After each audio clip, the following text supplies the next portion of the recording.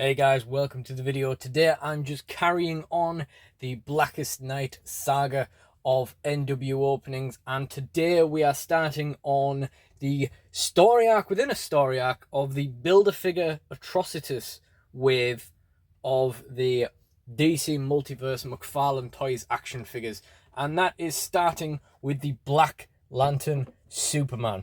I don't think this is the most interesting part of the line to start off with, but it does have Atrocitus's legs, even if there's actually no crotch to put them together, so we actually can't start putting the Atrocitus together at all just by opening this, but I digress.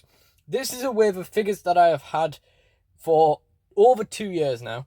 I actually pre-ordered them from a store near me that doesn't deal in DC Multiverse figures, because me and my friends wanted to split the whole wave. One day we were chatting about like lantern action figures, and a friend of mine said that he once wanted an Atrocitus figure, and I was talking about my Black Lanterns. Now friend Anth is a big Green Lantern guy, and then I kind of like looked up Deathstorm, just going down a bit of a rabbit hole.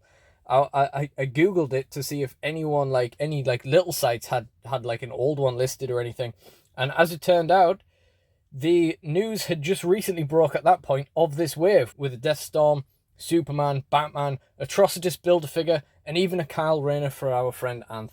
So literally something for all of us. And it's a pretty cool wave because Deathstorm is probably one of my favourite Black Lanterns, and obviously Superman and Batman are pretty good ones to have as well. So I got these pre-ordered, picked them up over 2 years ago now. It was early October 2022. And I've had them ever since. Obviously, I've got the Atrocitus for John. I've got the Kyle Rayner for Anth. It's been 2 years without this ever coming up. Like, we know that neither of them have asked for the figures or mentioned it or anything. And, you know, this whole way, somehow it's taken this long, which is excessive even for me, to actually get these done. But we're finally going to get them done after 2 years. They're going to get their stuff. I'm going to get the money for them. At some stage, anyway. And we're finally going to get the figures open. We're going to get the space they're taking up back. And of course, we're finally going to tick some more figures off the NWOpenings list. So, without any further ado, we'll just get into what we are looking at here.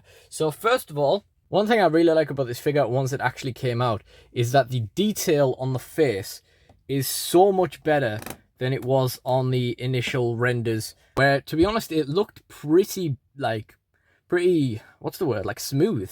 Like, it looked very much lacking in features, but, you know, you can see right there we have all kinds of, like, detailing and, like, just gnarly kind of detailing, I guess, you know, that just really make it a lot more interesting. There's only so much going on with a Black Lantern Superman figure, so it's very nice that, you know, it is this detailed in the face, as opposed to, you know, what was shown on the original renders. On the side, we have the Blackest Night logo, Black Lantern Superman on the side, and Blackest Night. We got the Atrocitus image on the back as well. Collect to build Atrocitus. And of course, we got the rest of the wave at the bottom. We got the Batman, Deathstorm, Green Lantern, and of course, Superman. Collect them all. Certainly have done.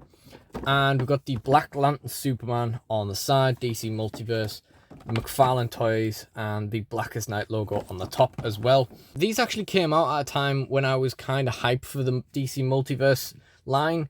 It kind of petered out after that, but I really like what McFarlane has done in terms of like DC action figures. It's not really much for me. I'm so into my wrestling figures and stuff. I don't really have the space or the time for a whole lot of other things. Black Lantern's absolutely in my mixed universe animation thing that I plan to do at some point. The Black Lanterns will feature eventually. So, yeah, I had to pick them up for that. But yeah, I really love what McFarlane have done with them. Just, you know, it's something you know, it was new and exciting for me at one point, and then, you know, it kind of petered out. Probably just as well. I don't need more things to spend money on. So without any further waffling, let's finally cut into this figure 2 years later and see what we're working with.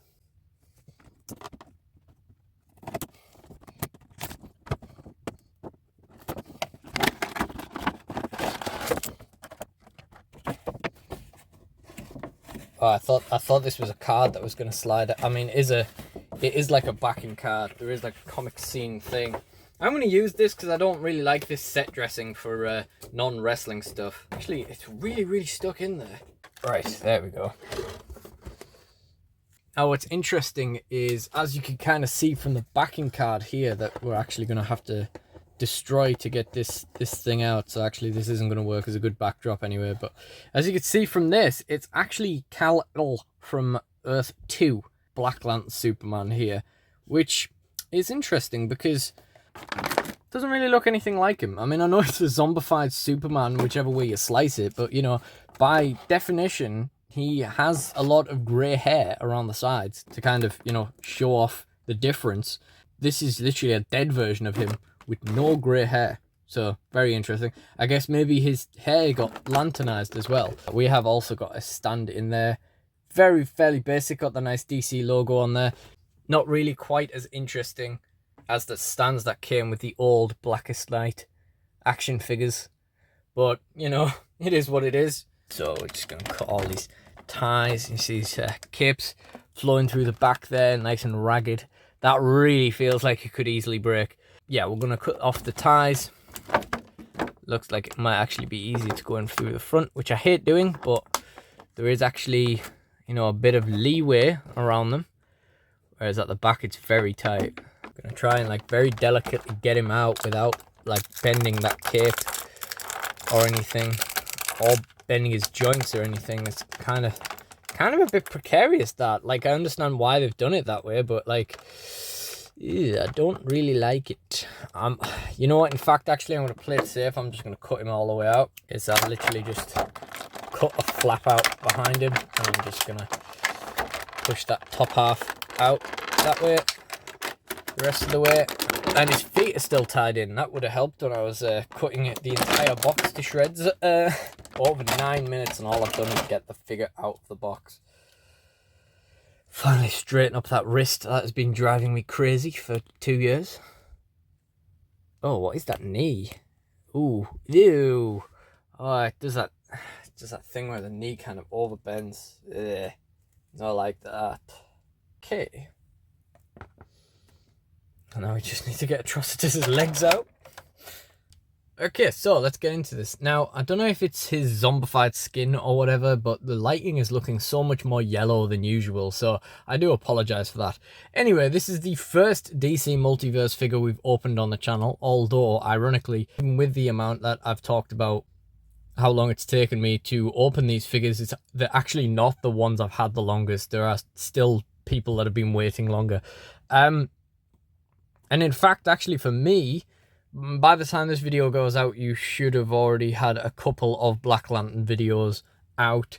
But for me, filming this one first is actually the first non-wrestling figure we've had on NWOpenings for quite a while, which is a shame because, you know, diversity is nice, but also we have a lot of stuff to open. Now we can have a bit of a closer look at that head. You guys can kind of see what I'm saying. There's a lot of detail in there. A lot of just really deep kind of, well, not deep, like really shallow cuts in the skin and all that kind of stuff. A lot of you know, wrinkles and cuts and little touches of paint and stuff like that. Looks really gnarly. I guess now I'm holding it right up to the camera and staring at it. I guess it's got a bit more of a look of Earth 2 Superman. You can see the Black Lantern Superman logo on his chest. It's just an amalgamation of obviously the Superman logo and the Black Lantern logo, and kind of looks like it says SA, doesn't it? And that is not an organization you want to be associated with, although I suppose technically Black Lantern Corps is probably worse than the SA, but I digress. The build quality of McFarlane Toys is weird. It's like, it feels simultaneously like really sturdy and really flimsy at the same time. They look really sturdy, but like, I don't know, like the knee earlier that I was looking at, you can see the curve in the leg, kind of like over bends. There's not an awful lot of play in that thigh either, although it does go out a little bit too. Doesn't really move all that much. I'm not going to do a full joint check like I normally would on WWE figures, because at least at this juncture I don't really have any plans to animate with these. They're just on display. I mean, my mind is all over the place on this video, in case you guys haven't noticed already. So I'm getting into the joints when I haven't even finished going over the details. So we have this little loop in the torso kind of just looks like there's something stuck in there. Like, I don't know. It's gonna be one of those things where it's just off center with the S and the A for like the entire life of the Superman. It's always gonna suck. But yeah, he's got the little black gauntlets as well. Of course, the silver detailing comes down, and he's got the boots as well. And then here is the cape that I was struggling with earlier. It's interesting. You can see it's kind of ruffled and ripped, and you know, it's actually in 3 different pieces. But these 3 different pieces all feel like they could break at a moment's notice. I mean, that's fairly thick plastic. You could see there though, look at that. Look at that. That looks like that could snap off at any time. And the concern is, of course, that it will. I guess it won't necessarily make him look any less like Black Lantern Superman, you know, if his cape degraded a little bit more. But, you know, it's still not great for things to not be complete. And I guess, again, we go into the whole thing of, like, the simultaneously being, like, feeling like these figures are really well made and really badly made. I don't know what public opinion is like on these figures other than, like, the aesthetic of them and what I've seen on Instagram and so on. But we do have some pretty good articulation. We got a slight butterfly joint inside there. Of course, the cape, etc., is meaning it can only go so far. But that being said, I think it would only go so far anyway. We've, of course, got the shoulder joint. That moves pretty well. And, of course, the butterfly joint is helping that. The bicep is all right. Zombie detailing on the arm and the fist as well. Double jointed elbows. And we kind of have a ball joint for the wrist as well. You could see on the torso, we have like an upper torso and a kind of middle torso joint as well, like inside there, but like behind his trousers. Doesn't really turn or anything though, so it's not really a whole bunch of mush. I think that's just, you know, I think that's just his crotch hidden away. The ab joint doesn't really move a whole bunch either. Like, I guess he can kind of lean slightly. Doesn't even really hold the position. It can lean forward slightly. And the legs, as I mentioned before, there's some limited articulation in there. This choice of like a rubber pants over it, it's not only like limiting the leg articulation, but also like I just feel like this is going to wear out anyway, like around the legs if you're moving this around a lot. Thankfully, I just plan for this to sit on the shelf for the time being. These bits feel like you could just, you know, bend them down over time, handling the figure and so on, and ultimately it's rubber. It'll expire eventually. So yeah, that kind of seems like a really poor design choice. Not a questionable one, not a disappointing one, but a poor one outright. We've got the double jointed knees, no cut on the thigh or anything, double jointed knees, and we've got the like a joint on the toe which both turns and bends, so you can do all kinds of weird mangling of the ankle. Toe joint there as well, and that moves really smooth, but it also stays in place if you just don't want it to move. So yeah, bit of a mixed bag on the articulation there. Definitely don't, I don't know, I definitely feel like this could have been designed better. The cape definitely feels like it could break. This crotch piece feels like it's going to break, and of course, you know, general sturdiness is questionable. The articulation is limited in a number of places, but aesthetically, for something to sit on your shelf, this looks gnarly. It'll look great in a Black Lantern collection. So all in all, yeah, I am a little bit disappointed. I think the aesthetic of the figure is really nice, especially considering, you know, like I said earlier, there's only so much you can do with Black Lantern Superman. So, you know, he can only really be so interesting. But I think aesthetically it looks really good. But mechanically, I'm not sure this is the best design thing ever. Pluses and minuses there. And then, just to round the video off, we of course have the Atrocitus legs. This plastic here feels like so much lower quality than what you would expect from, I mean, it's a bit thicker there. It's more so just this bit. This feels like quite a cheap toy, this bit at the top here. It's thicker with the leg. There's obviously some of this material inside there as well. But yeah, got the double jointed knee, and as weird as that kind of looks, it's a weird shape. And of course the same, well, I was going to say the same thing on the ankle, but oh yeah, it does move. It does move, but look at the implications of that. Again, It's just the rubber crotch all over again. That looks like it's probably gonna break. Oh dear. Oh well, the guy who this is for will just be sticking it on a shelf anyway, I'm sure. And the toe articulation does go up. Not really sure why I was trying to force it down, or why it took me so long to realise I was doing that wrong. And then we just have the other leg. And as you can see from these, the Atrocitus Build-A-Figure is pretty damn big. So that is the end of this part. And if you have not seen the previous Black Lantern NWOpening brackets S close brackets, then they will be in the end screen, as well as all my other NWOpenings, and the rest of this Atrocitus wave will be the videos that follow. If you enjoyed this video, please do like, comment, and subscribe. Let me know what you thought. Let me know how you feel about this figure if you've got it yourself. And I really do appreciate you guys watching, so thank you all, and goodbye.